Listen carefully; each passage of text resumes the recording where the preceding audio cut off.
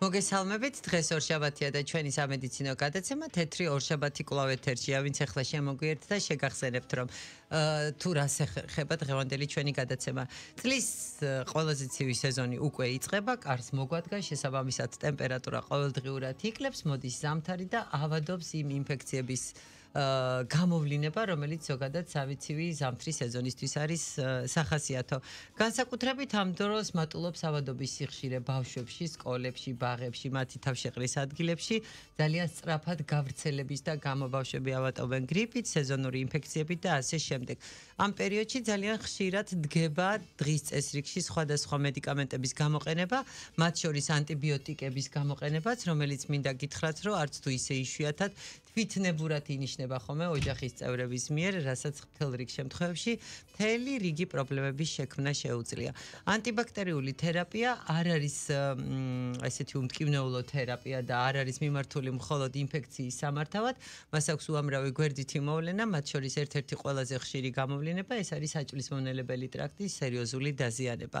თუ რას ნიშნავს ამ პრეპარატების არასწორი გამოყენება, როგორ უნდა ვებრძოლოთ იმ გვერდით მოვლენებს, რომელიც შეიძლება მიზნობრივად დანიშნული თერაპიის დროსაც კი გქონდეს, ამ თემაზე სასაუბროთ დღეს ჩვენ გვყავს არაჩვეულებრივი სტუმარი, ქალბატონი ნინო გაბისონია, ბავშვთა ინფექციური საავადმყოფოს ექიმი ინფექციონისტი. ქალბატონო ნინო, პირველ რიგში მოგესალმებით, მადლობას გიხდით ჩვენთან მობრძანებისთვის და ასეთ მნიშვნელოვან თემაზე სასაუბროთ და ვინაიდან ჩვენი საეთერო დრო მაინც გარკვეულწილად შეზღუდულია, მე პირდაპირ კითხვით დავიწყებ. რატომ ინიშნება ეს ანტიბიოტიკები ასე უსისტემოდ და რატომ არ შეიძლება ანტიბიოტიკის თვითნებურად დანიშნა?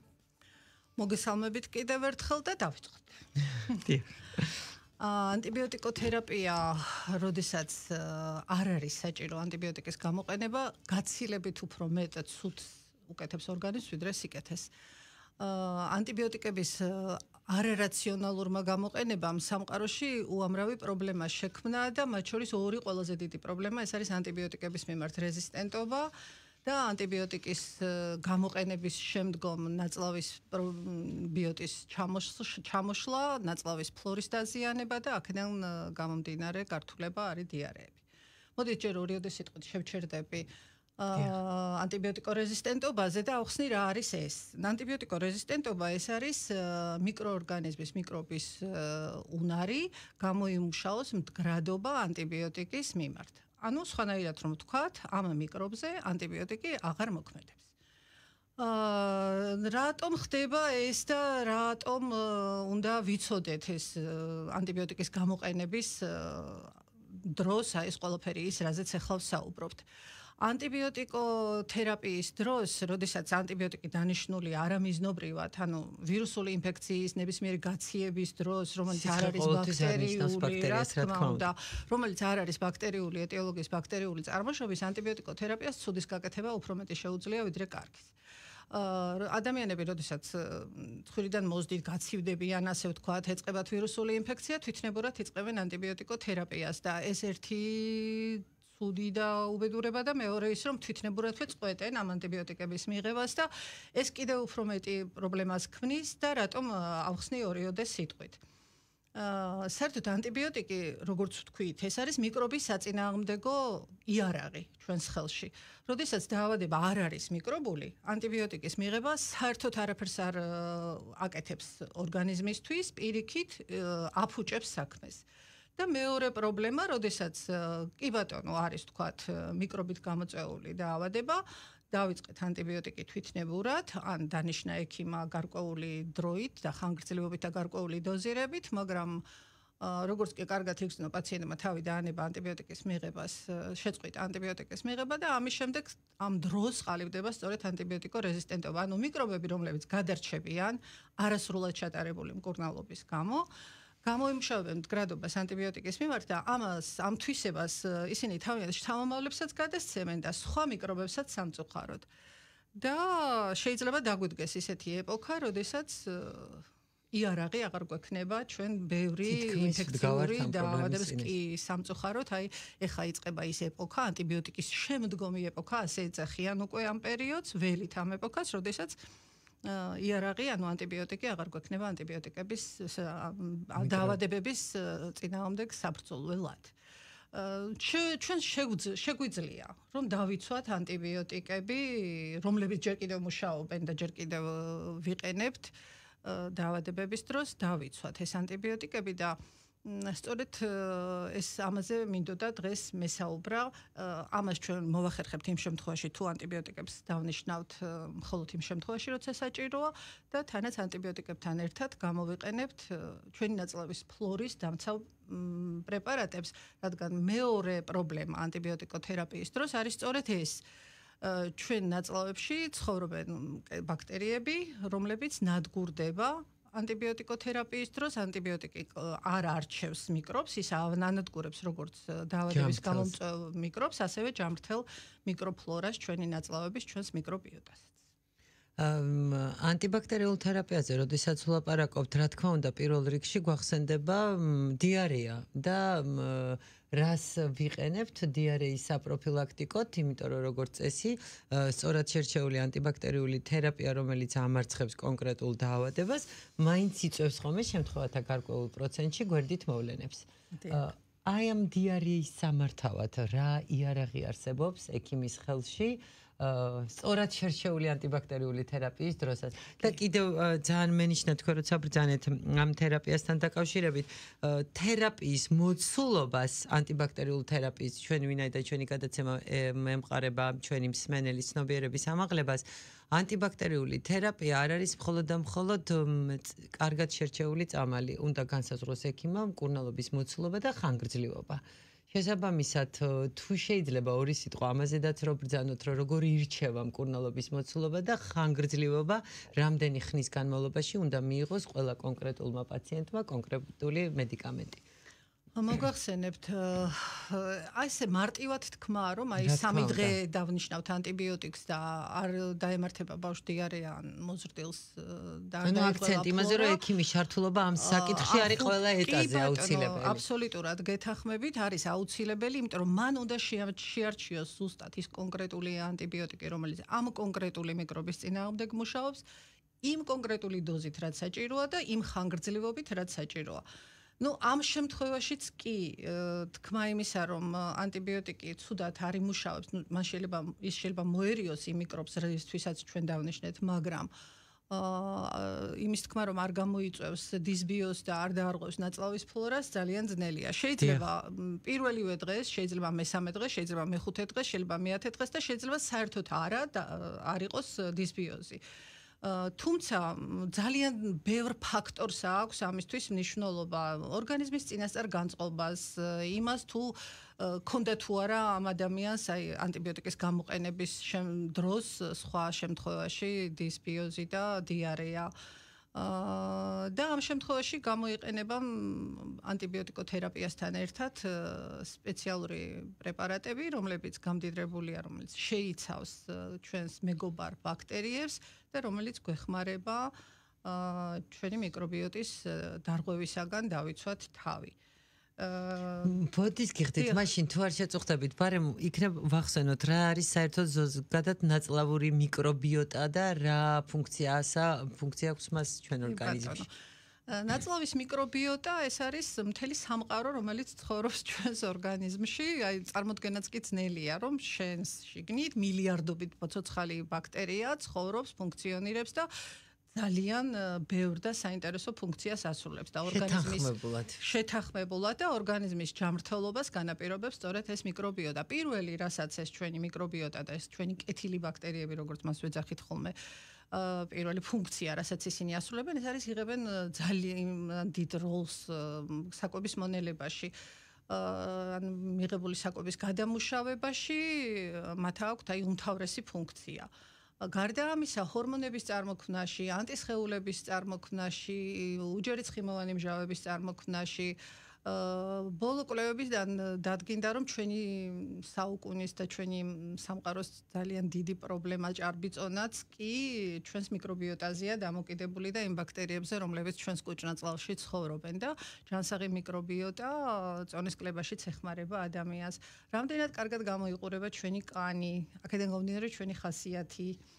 როგორ შეგვიძლია დაგეთანხმოთ როგორ შევძლებთ დავხვდეთ სტრესს, დავხვდეთ დაავადებებს, აი ეს ყველაფერს ამას ჩვენი მიკრობიოტა განაპირობებს და სიბერის გადავადებაშიც კი ჩვენი მიკრობიოტა დიდ მონაწილეობას და ჩვენ კიდევ ასე ხელაღებით თვითნებურად ვანადგურებთ და მიწასთან ვასწორებთ ჩვენ მიკრობიოტას ჩვენ თვითონ თვითნებურით ჩატარებული თერაპიებით. საერთოდ ზოგადად ნაწლავური ფლორის დარღვევის შემთხვევაში რა ტიპის თერაპიას მიმართავთ ხოლმე და რა მედიკამენტებს იყენებთ, რა ჯგუფის მედიკამენტებს იყენებთ უპირატესად? ეს არის პრედაპრობიოტიკები, სიმბიოტიკები, რომლებიც ეს პრედაპრობიოტიკებს ორივეს ერთად შეიცავენ. ანუ რა არის ამ სახელწოდების უკან რა იმალება? ეს არის დიდი რაოდენობით მშრალი სახით ცოცხალი მიკროფლორის შემადგენელი ელემენტები, ბიფიდობაქტერიები, ლაქტობაქტერიები, სხვადასხვა მიკროორგანიზმები, რომლებიც მშრალი სახით მიეწოდება პაციენტს იმისთვის, რომ არ დაირღვეს მიკრობიოტა, ან აღდგეს დარღვეული მიკრობიოტა და გაჯანსაღდეს ორგანიზმი. ბოდის გიხდით, აი მაგალითად ხო შეიძლება რომ არ გამოგვიყენებია ანტიბაქტერიული თერაპია და ჩვენთან მოდის პაციენტი, რომელსაც აქვს დიარეა და სულაც არ ჩათვალოთ კონკრეტულ სიტუაციაში მისთვის ანტიბაქტერიული თერაპიის გამოყენება. ისე ჩვეულებრივ შემთხვევაშიც ხომ შეიძლება რომ დაგჭირდეს სწორედ ამ მიკროფლორის გარკვეული რეგულაცია სწორედ ამ თქვენ მიერ ნახსენების პრობიოტიკებით და ბიოტიკებით. დიახ, ნინო, რა თქმა უნდა. სხვადასხვა ეტიოლოგია აქვს დიარეას. სულ არ არის აუცილებელი რომ ანტიბიოტიკოთერაპიის შემდგომ იყოს ეს დიარეა. სხვადასხვა ეტიოლოგია არსებობს ნაწლავური ინფექციების გამოწვეული დიარეა, როგორც ვთქვით, ანტიბიოტიკების გამოყენების შედეგად დიარეა, ტოქსიკოინფექციებით, არის კვებითი ტოქსიკოინფექციებით. ნებისმიერი ეტიოლოგიის დიარეის დროს პრედაპრობიოტიკების შემცველი პრეპარატების გამოყენება ძალიან ეხმარება ორგანიზმს იმ სტრესის და იმ პრობლემის მოგვარებაში და გადალახვაში, რომელიც დგება დიარეის დროს. აი ეს დიარეა საერთოდ ზოგადად არსებობს მთელი რიგი დაავადებები, რომელიც საზოგადოებასთან არ ასოცირდება როგორც სერიოზული პრობლემა. და ისე მოგიყვებიან, რომ დაუშვათ ხანგრძლივი დროის განმავლობაში აქვს დიარეა, რომ ისე გავიდა 5 თვე და 6 თვე, რომ ექიმთან არ მივიდა. დიარეის უკან იმალება უამრავი პრობლემა. ჩვენთვის ექიმებისთვის ეს ასოცირდება გაცირებით უფრო მოცულობით დაზიანებასთან, ვიდრე შეიძლება ჩვეულებრივად ადამიანმა წარმოიდგინოს.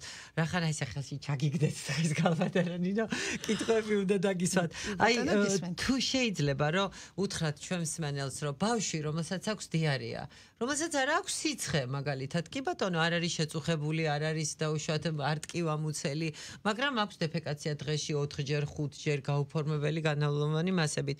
დგას თუ არა ეს ბავშვი გარკვეული საფრთხის წინაშე სათანადო მოვლის გარეშე და მხოლოდ იმ ფაქტით რომ რა უჭირს არაფერი არ ტკივა და დაუშვათ რა მოხდა მერე რომ ცოტა ფაღარათი აქვს, შეიძლება თუ არა რომ მივიდეთ ძალიან სერიოზულ გართულებამდე. დიახ, შეიძლება. პირველ რიგში აი დიარეა რას ქვია? ნუ იკარგება, ორგანიზმი კარგავს სითხეს. საკმაო რაოდენობით და ამ სითხესთან ერთად ორგანიზმი კარგავს მიკროელემენტებს, ნატრიუმის, კალიუმის იონებს, სხვადასხვა მიკროელემენტებს, რომელიც როგორც უჯრედში შიგნითა, ასევე უჯრედგარეთა სივრცეში არსებობენ და რომლებიც ორგანიზმის ნორმალურ ფუნქციონირებას განაპირობებენ. ამ მიკროელემენტების ესე ნელ-ნელა დაკარგვამ თუ მისი შევსება არ ხდება, შეიძლება სერიოზული პრობლემის წინაშე დააყენოს ორგანიზმი, იმიტომ რომ მე ირღვევა მჟავატუტოვანი წონასწორობა. აქედან გამომდინარე, ყველა ორგანოს ფუნქციონირება, ქსოვილების, უჯრედების ფუნქციონირება და მე უკვე აღდგენა იმისა, რაც დაინგრაულია და დაზიანებულია. დიდი დროის განმავლობაში ძალიან რთული ხდება და სწორედ ამიტომ დიარეების დროს ჩვენ პრობიოტიკებზე ვისაუბრეთ და პრობიოტიკების გარდა აუცილებელია სითხით და ელექტროლიტებით ორგანიზმის შევსება.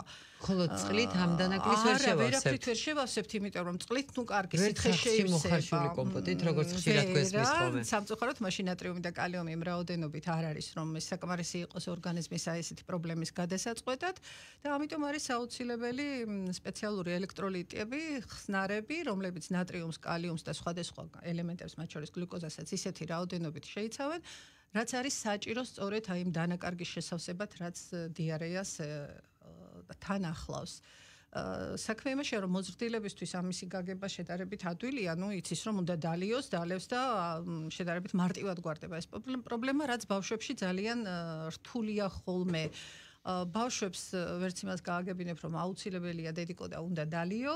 ხანდახან მართლა უჭირთ დალევა, იმიტომ რომ ექსიკოზების დროს ახლა არის გულის რევის შეგრძნება, არის ხოლმე წყურვილი, გაჩნია რა ტიპის ექსიკოზსა აქვს ადგილი, გამოშრობასა აქვს ადგილი, მაგრამ არის ესეთი ტიპის გამოშრობა, როცა წყურვილი საერთოდ არ არის მძიმე გაუწყლოების დროს და ამ დროს სითხის და ელექტროლიტების მიღება ძალიან რთულია. და დგება ხოლმე ისეთი მომენტი და ეს მომენტი არ უნდა გაეპაროს არაფრით მშობელს, როდესაც ექიმის ჩარევა არის აუცილებელი. მით უმეტეს თუ ამ დიარეას თანახლავს ღებინება, შეუპოვარი ღებინება, ცხელება, სისხლიანი დეფეკაცია ან ლორწოშემცველი განავალი, აუცილებლად უნდა გაირკვეს მიზეზი ამ დიარეის, აუცილებლად უნდა მიმართონ ექიმს და მერე უკვე ის გადაწყვეტავს, აქ ინტრავენური ინფუზია იქნება საჭირო თუ მარტივად გავალთ ელექტროლიტებით, პრობიოტიკებით და ესეთი მარტივი ჩარევით. ყოველთვის ისმის კითხვა, როდესაც დავუშვათ დაგჭირდა მაინც ანტიბიოტიკი, ხო? აი ამ ანტიბიოტიკის მიღების პროცესში არ იყო ისეთი გამოხატული გართულება დიარეის სახით. ზოგადად გჭირდება თუ არა მაინც პრობიოტიკების გამოყენება და რა დროს ინიშნება პირველივე დღეს ანტიბაქტერიული თერაპიის თუ დაწყებიდან თუ დასრულების შემდეგ ან კლინიკური ჩივილების გამოვლინების შემთხვევაში? საერთოდ ყოველთვის უფრო ადვილია პრევენცია. ვიდრე უკვე ჩამოყალიბებულ პრობლემასთან ბრძოლა. ანუ ხომ არ დავაშავებთ პრობიოტიკების მიცემით? ეს არის მთავარი კითხვის არსი. კვლევები და რეკომენდაციები, რომელიც გვეუბნება, რომ ანტიბიოტიკოთერაპიის დაწყებისთანავე სასურველია დავიწყოთ პრობიოტიკების მიღება, რომ არ მოხდეს იმ მიკრობიოტის ჩამოშლა და დარღვევა, რომლის აღდგენა მერე ძალიან გაწნელდება.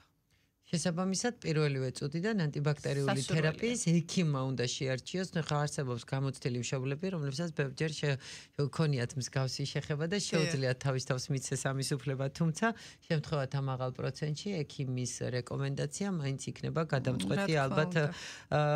გარდა პრობიოტიკებისა, დიარეის შემთხვევაში, რომელიც ასოცირდება ანტიბაქტერიულ თერაპიასთან, რა სახის თერაპიას ურჩევთ ხოლმე კიდევ პაციენტებს? და რამდენად ხშირად გემორჩილებიან ამ თერაპიებზე მშობლები? ხო, აი მაგაზე გესაუბრებოდით, ნინა, ზუსტად ეს ელექტროლიტები არის აუცილებელი, სანამ ექიმთან მივა დედა და მიიყვანს თავის პატარას, აუცილებლად უნდა ჩართონ თერაპიაში ელექტროლიტები, რომელიც აღგვიდგეს ელექტროლიტები ადვილად ხელმისაწვდომია, არ არის და დავუშვათ ამისი შესყიდვა და ბავშვისთვის მიცემა ზიანს არ მოუტანს, ხო, ბავშვს არავითარ შემთხვევაში. არანაირი გართულება არ აქვს. ეს არის ჩვენი სისხლის შემადგენლობა და ახლა ჩვენ ფიზიოლოგიური ხსნარის, ანუ ლიმფის შემადგენლობა, აი საერთოდ არაფერს არ უშლის ორგანიზმს, არანაირი გართულება არ ახასიათებს, როგორც აი ხანდახან ჩვენ გვსიამოვნებს ხოლმე ბორჯომის დალევა და უფრო კომფორტულად გრძნობთ თავს, აი ეს ელექტროლიტების მიღების შემდეგ სულ რომ არ იყოს დიარეა და უბრალოდ ინტოქსიკაცია იყოს და გულის რევის შეგრძნება, იმასაც კი არაჩვეულებრივად მოერევა ეს სითხე. თანაც იმდენი ფორმა არსებობს ამ მედიკამენტების, ძალიან სასიამოვნო დასალევი, 1000-ნაირი არომატებით და ასე შემდეგ. ზოგადად ჩვენი ქართული ბაზარი გაჯერებულია უამრავი ამ მედიკამენტით. თქვენ რას ანიჭებთ ხოლმე მაინც შეძლების დაგვარათ უპირატესობას, ალბათ გაქვთ რაღაც მონიშნული გარკვეული მედიკამენტები. როგორ არა, მე საერთოდ ზოგადად ძალიან მეყვარს, როდესაც ქართულ წარმოებას და საქართველოს წარმოებას უწევ ხოლმე რეკომენდაციას, მით უმეტეს გამოცდილებით, როცა ვიცი რომ ძალიან კარგია და კარგად ვიყენებთ. აი დღეს ჩვენთან წარმოდგენილი პრეპარატები GM Pharma-ს არაჩვეულებრივი ლაქტოჯი ფორტე, ლაქტოჯი კიცი, კოლერინი და კოლერინ ჰიდრო. ეს არის ის პრეპარატები, რომელიც ხელთ უნდა გქონდეს ყველა ადამიანს ნებისმიერი ეტიოლოგიის, ნებისმიერი წარმოშობის დიარეის დროს და მოდით თითოეულ მათგანზე ორი სიტყვას გეტყვით ჩემი გამოცდილებიდან.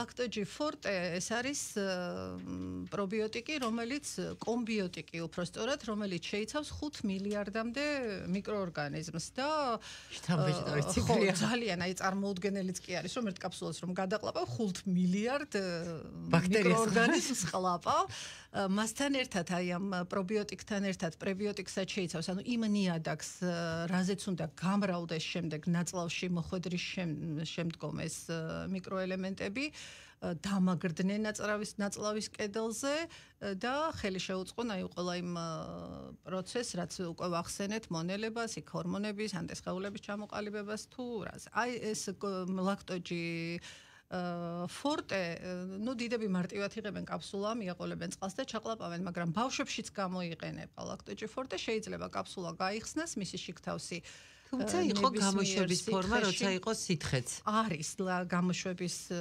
საბავშვო ფორმაც, ეს არის ლაქტოჯი კიცი, ჩემი ძალიან ესეთი საყვარელი პრეპარატი, ამიტომ ბავშვები მარტივად სვავენ უფრო სითხის სახით და კიდევ ერთი ძალიან უპირატესობა აქვს ლაქტოჯი კიცს, B ვიტამინია დამატებული მასში და დიარეების დროს ზოგადადაც და დიარეების დროს B ვიტამინის მნიშვნელობა არის ძალიან დიდი, იმისთვის რომ ორგანიზმმა აღედგინოს სწორი ფუნქციონირება და ლაქტოჯი კიცის შემადგენლობა არის იდეალური ამ დროს. ლაქტოჯი კიცის მიღება ძალიან მარტივია პატარებისთვის, სითხის ფორმაა და ამიტომ ადვილად იღებენ. ეს რაც შეეხება ლაქტოჯის და ალბათ შეგემოვნებულია, ხო? სხვადასხვა არომატებით არის, ლაქტოჯი არა, ლაქტოჯი კიცს განსაკუთრებული არომატი არა აქვს, უბრალოდ უგემოა საერთოდ. ეს ძალიან კარგია უგემოთო. და მარტივად სვამენ ბავშვები, არა პროტესტებენ. შეიძლება თუ არა საკვებს რო დავამატოთ? დიახ, საკვებსაც, წყალსაც, ნებისმიერ სითხესაც შეგიძლიათ დაამატოთ. ლაქტოჯი ფორტეც და ლაქტოჯი კიციც და აი ბოდის გიხდით გერევით ხოლმე. აი ეს ლაქტოჯი კიც თავის რაიმე სანიშნი ხო არა აქვს ან ჭიქა ან პიპეტი. ლაქტოჯი კიცი ერთი ფლაკონი არის ერთი დალევა. ასე რომ არ ჭირდება. ერთი დალევა, დიახ. არის კიდეც იქ წარმოდგენილი როგორც ვთქვათ. კი ბატონო. უნდა გავხსნათ უბრალოდ ხომ არ არის შიგნით ჩასაყრელი, აი არის ხომ ფორმები, როდესაც კი, აწერია კოლოფზე ეს მის თავში ჩამონტაჟებულია პატარა კონტეინერი ფხვნილით, სანამ ფლაკონი გაიხსნება, ბოლომდე უნდა მოეჭიროს ეს თავსახური, რომ გაიხსნას კონტეინერი სახურავში ჩამონტაჟებული, ამ დროს ფხვნილი შიგნით ჩაიყრება ბოთლში, შეინჯღრება და მზად არის უკვე ის ერთი დალევა. ანუ უშუალოდ მიღების წინ ვააქტიურებთ როგორც მივხვდი. კი ბატონო, ვააქტიურებთ მოქმედ ნივთიერებას და შემდეგ უკვე მივართმევთ პაწაწუნას. დღეში მიღების წესი დღეში ერთხელ როგორც წესი, დიახ. და საკვებთან არ არის ასოცირებული დავაყოლოთ საკვებს. კვების წინ, უფრო კვების წინ ვაძლევთ ამას პატარებში სხვა მიზეზიც აქვს. ხანდახან გულს ირევენ პრეპარატის მიღების დროს და კვებაც რომ არ დავკარგოთ. ამიტომ კვების წინ ჯობია მივიცეთ, რომ მე შეიძლება ის კიდე დაალევინო და სიქსეს საკვებსაც რო უკან ამოგიღებს, ცოტა ისიც და დედიკოც. რა თქმა უნდა. და კოლერინი და კოლერინ ჰიდროკოლერინი იცით ძალიან ხა მეცნიერული შრომები მიმდინარეობს რა თქმა უნდა ყველა პრეპარატზე უკვე გაყიდვაში მყოფ პრეპარატებზეც უამრავი მეცნიერული და რანდომიზირებული კვლევები მიმდინარეობს და კოლერინზე მინდოდა მეთქვა რომ სახარომეცის ბულარდს შეიცავს ეს არის ის სოკოის მიკროორგანიზმი, რომლის გამოყენებაც აი ბუმია მთელს მსოფლიოში, იმიტომ რომ არაჩვეულებრივი თვისებები აღმოაჩნდა, აქვს როგორც ანტიმიკრობული, ანტიდიარეული, ასევე ინტოქსიკაციის საწინააღმდეგო მოქმედება და ნებისმიერი ეტიოლოგიის დიარეის დროს არის ძალიან ეფექტური კოლერინი, ესეც კაფსულირებული ფორმაა. დიდებში ჩვეულებრივად ერთი კაფსულა მიაყოლებენ წყალს და დალევენ ბავშვებში ასეთ შეიძლება გაიხსნას ნებისმიერ სითხეში, წყალში, ხილის წვენში, წვნიანში და ისე მივაწოდოთ პატარას. თუმცა კიდევ ერთი პრეპარატია წარმოდგენილი თქვენთან ეს არის კოლერინ ჰიდრო, აი მე ვთვლი რომ ეს არის სრულიად იდეალური ვარიანტი დიარეების დროს. კოლერინი შეიცავს კოლერინ ჰიდრო სახარომეცის ბულარდთან ერთად აი იმ მიკროელემენტებს ზუსტად რაც ვახსენეთ რომ იკარგება დიდი რაოდენობით დიარეით მიმდინარე დაავადებების დროს და კოლერინ ჰიდრო არის პაკეტირებული. აი ეს უკვე იხსნება ხილის წვენში ან წყალში და ნელ-ნელა ეს არის კოლერინ ჰიდრო, ხო? დიახ. ეს კოლერინი ეს არის კოლერინ ჰიდრო. ჰიდრო, ნახეთ, ჟოლოც ახატია, აი ამას აქვს შეგემოვნებულია და ჟოლოს გემო აქვს გახსნილ წყალში და ძალიან ადვილად სვამენ. ანუ პირდაპირ შეგვიძლია რომ გავხსნათ. კი, ერთ ჭიქა წყალში დაახლოებით 250 2 ლიტრი წყალი და დღის განმავლობაში წვალება და ანუ შეგვიძლია ორ პაკეტსაც თუ დალევს და 2 ლიტრში გახსნოს, ცუდი არ იქნება, მაგრამ ერთი პაკეტი 250 მილილიტრ წყალში, ანუ ერთ ჭიქა წყალში იხსნება და ყლუპ-ყლუპით ოღონდ ესეთი ზალპით, ანუ ესე არღებს დალევა. იმიტომ რომ ესე მიღებული სითხე შეიძლება უკან ამოიღოს და დავკარგოთ პრეპარატი. ამიტომ ყლუპ-ყლუპით ჯობია მივაწოდოთ ბავშვს პატარ-პატარა ულუფებით დღის განმავლობაში. ანუ ჩვენ შეგვიძლია რომ ეს მომზადებული წყლის ერთი ულუფა წამლით შევინახოთ გარკვეული ხნის განმავლობაში 24 საათით შეგიძლიათ. და შეგვიძლია ნელ-ნელა მივაწოდოთ სუდალებს ორ შეკვრას არც ამითი ქვეყანა არ შეიძლება. პირიქით კარგია ძალიან თუ ორ შეკვრასაც დალევს. მისი შემადგენლობა ადაპტირებულია მაგისთვის სწორედ რომ არაფერს არ დააშავებს, ჰიპერდოზირება არ მოხდება. ანუ მარტივად რო გზას გავყვეთ თუ როგორ ხდება ამ დაავადების მკურნალობა ზოგადად იგივე ენტეროვირუსებით და სხვა ბაქტერიებით განპირობებული დიარით დიაგნოსტირება რომელიც პირველი რგოლია აუცილებლად დაავადების სამკურნალოდ, შემდგომში იწყება ექიმის ჩართულობა, პირველ რგოლშივე დაავადების დიაგნოსტირება, შემდგომში ისაზღვრება ანტიბაქტერიული თერაპიის გარდაუვალი აუცილებლობა, ფასდება მისაღები მედიკამენტის კონკრეტულად რომელი მედიკამენტი გვჭირდება საჭიროება და მკურნალობის ხანგრძლივობა და პარალელურად აუცილებელია გამოვიყენოთ თავდასაცავად პრობიოტიკები და აუცილებლად რეჰიდრატაციისთვის რომ თავიდანვე ვიცი რომ ჰიდრატაცია გამოვიყენოთ რეჰიდრატაციის საშუალება. ანუ ჩვენ პრინციპში აქ წარმოდგენილი გვაქვს მთელი რიგი მედიკამენტები, რომლებიც გარკვეულწილად მოგვეხმარება ყველა ამ პრობლემის მოგვარებაში. როდის ეს წამლები აქტუალობას მხოლოდ ზამთარში არ პოულობენ, ხო? ზაფხულში და ჩვენ ერთხელ ყოლია. ერთხელ ყოლია. და აუცილებლად დასვამენ ამ კითხვას ჩვენი მსმენელები. ჩვენ ბევრი ვილაპარაკეთ ანტიბაქტერიული თერაპიის რეზისტენტობაზე. შეიძლება თუ არა ამ კონკრეტულ მედიკამენტებზე განვითარდეს რეზისტენტობა, განსაკუთრებით პრობიოტიკები? არა, ამ პრეპარატებზე რეზისტენტობა არ ვითარდება, ესენი არაფერს არ ებრძვიან, პირიქით ორგანიზმში სახლდებიან ნაწლავის კედელზე და მონაწილეობას იღებენ მონელების პროცესში და როგორც თქვით, მთელ რიგ ცხოველქმედების პროცესში, ორგანიზმის ცხოველქმედების პროცესში. ასე რომ მასზე ანტიბიოტიკოთერაპიის დროს ჩამოყალიბებული რეზისტენტობა ამ პრეპარატებს არ ემუქრებათ. ძალიან კარგი, ქალბატონო ნინო, სულ ერთი წუთით უნდა შევავაჩერო ჩვენი საუბარი, ახლა სარეკლამო ჭრაზე გავდივართ და შემდგომ ჩართვაში ორიოდე სიტყვით რომ შევაჯამოთ ჩვენი დღევანდელი საუბარი. სულ რამოდენიმე წუთში კვლავ დაგიბრუნდებით პირდაპირ ეთერში.